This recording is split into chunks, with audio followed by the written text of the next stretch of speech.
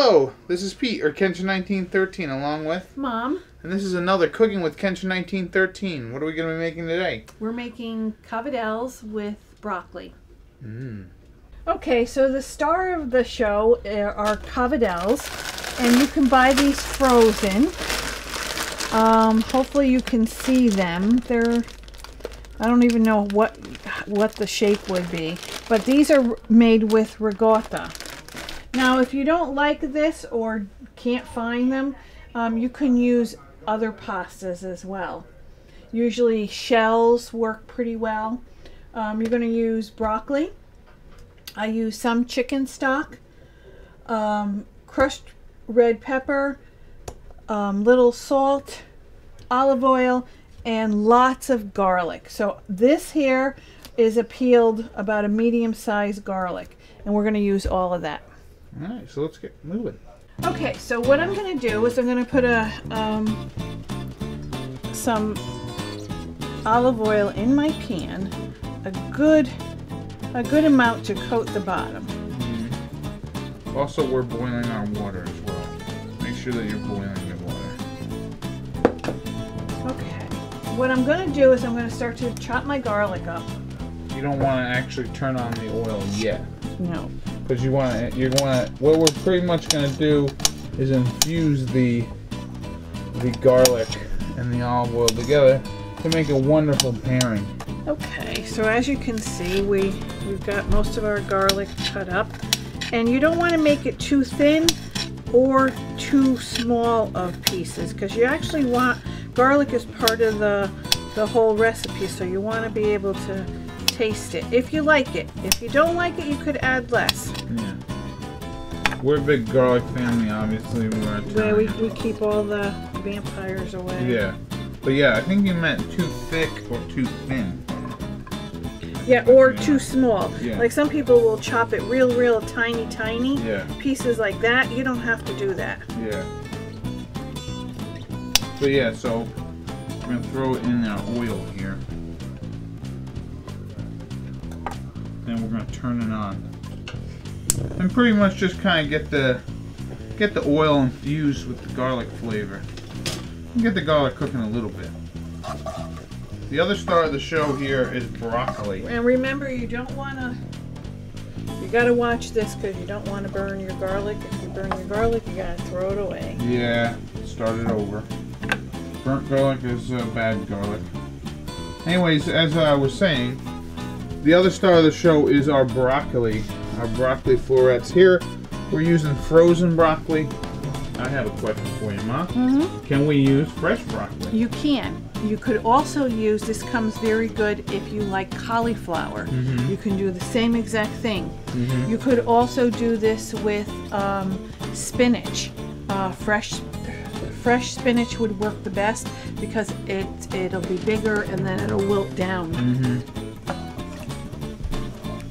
So you would want to, clean your spinach and then use the all of the leaf of the spinach, and you could cut up the stems of the spinach. Yeah. And saute that as well. Yeah. So this is actually a fairly healthy recipe. Once again, it is pretty not meatless. Meatless. We've been doing a series of meatless videos lately. Anyway, so we're just gonna let this kind of start to do its thing here. As you can see, it's starting to cook and it smells lovely. Yeah, we wish you had smell-o-vision. One thing I like to do, actually, a little tip is sometimes I like to take olive oil and take like an olive oil container and put garlic in it and then put olive oil and let that infuse together. And that turns out really well. That's actually a pretty cool gift to give people if you do a bunch of it. Yeah, some people put garlic, some people put rosemary. I'm going to put some hot crushed pepper in here as well. Yeah. That's going to bring out the flavor and the heat a little bit. And again, you're going to put in as much as you like or as little as you like. Now, actually, this is the best time to throw in the crushed red pepper because that'll actually bring out the heat more as you throw it in oil rather than throw it on top. You actually get the heat out a little bit more. So what's next? Okay, so this is almost the way I want it, and then I'm going to add my broccoli, and usually I'll put a cover on it. This happens to be frozen broccoli, so of course we have to let it cook a little bit longer. You don't want it real soft, but of course you don't want it, it's going to break your teeth either. Yeah, you want some bite. So now we're just going to take, this is about 2 pounds. Now this probably will feed, I don't know, this will probably feed like 6 people, 6 to 8 people, I guess. Depending on your serving size, I guess. So yeah, we're just throwing in that frozen broccoli. And I like the florets because I like to see my broccoli. Right. Stems are cool too, but when you're making a nice broccoli dish, you want to get that floret. This comes very good if you use cauliflower as well. And you can use the fresh cauliflower. You could, if you want, you could use fresh broccoli and or cauliflower, and you can just blanch it very quickly to cook it a little bit. You can combine the two. I did that one night as well. Yeah, I had a bag of cauliflower and broccoli, and I just used that. Yeah. So now we're just going to kind of let this cook. If you are working on your water being boiled, now would probably be the best time to start boiling it. So what my mom's going to do is pretty much just... I'm going to put a cover on here so it'll steam in. Yeah. And then we'll be back. Okay, as you can see, there's quite a bit of juice in here, and we actually took some out. Peter gave me a great idea. What we did is we pushed the broccoli to the side, and we took out almost a cup of juice. Because the pan with the broccoli being frozen was staying cool, and we wanted this to start to really heat up and boil. So what I've been doing is adding a little bit of that juice that I took out back in, so we don't lose any of the flavor. Now what I'm going to do is we're going to let this just boil down a little bit, and as you can see, the broccoli is still, it's not mushy, it still has a nice bite to it.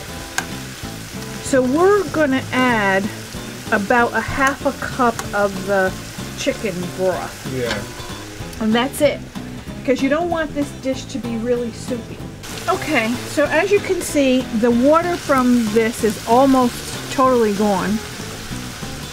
So I have it now on medium heat, and I'm adding the chicken broth. Yeah, it's about half a cup, you said. Yep.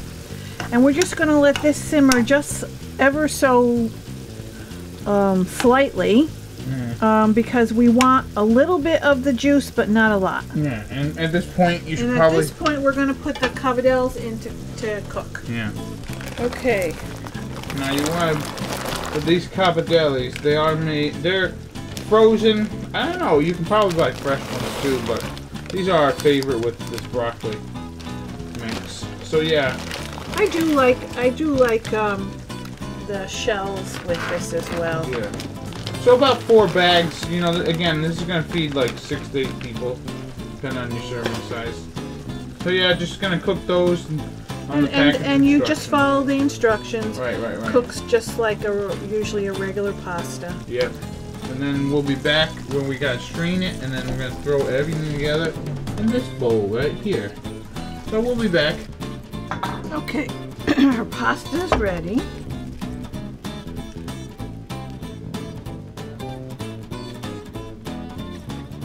We pretty much let it, you know, cook for pretty much whatever the pan says. Yeah, whatever the bag says. instructions, blah blah blah.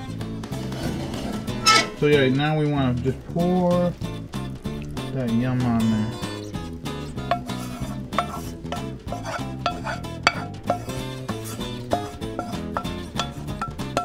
And if you can, I think I needed a bigger bowl. yeah, if you can, mix this up. So yeah, we'll just mix it and serve it. What do you think, Mom? I'm gonna tell you a little trick that I like with this. Well, before you do that, just quickly, we're gonna tell you we added a little salt, but you can add pretty much any We add a little salt to the broccoli, but you can pretty much add it anywhere in the cooking process while you're doing the broccoli, but before the broth. Now, as you see, this it's basically dry. This is not. See, there's only a tiny little bit of juice in there. See, can you see it down the bottom there? Yes. So you don't. That's the way you want it. You don't want it to be soupy. Yeah. Unless you like it that way. Yeah. But who likes soupy macaroni? Okay. Then usually what I do is I add a little bit extra virgin olive oil on top. Now, what was your little secret? Okay, my little secret is in my plate. I take balsamic vinegar and I put a few little drops on top of this and mix it up. I don't know, there's just something about that flavor for me. You could always just try a little bit and see if you like it as well. So let's eat it. Alright, so here is our Cavatelli and Broccoli. As you can see, I'm going to grab me some broccoli and some Cavatellis.